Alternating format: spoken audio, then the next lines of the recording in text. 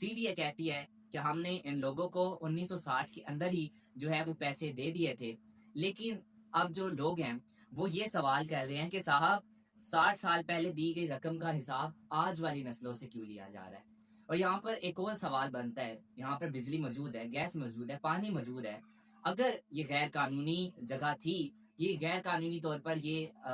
جو سارے بندے ہیں یہاں پہ رہ رہے تھے، تو یہاں پر بجلی کا میٹر کس نے لگایا؟ یہاں پر پانی اور گیس کا کنیکشن جو ہے وہ کیسے آیا؟ اس کے علاوہ پاکستان کے اندر ایک ایسا بحران ہے جس کے بارے میں کوئی بات نہیں کرتا، اور وہ ہے ہاؤسنگ کا بحران۔ اور 2023 کی ڈیجیٹل مردم شماری کی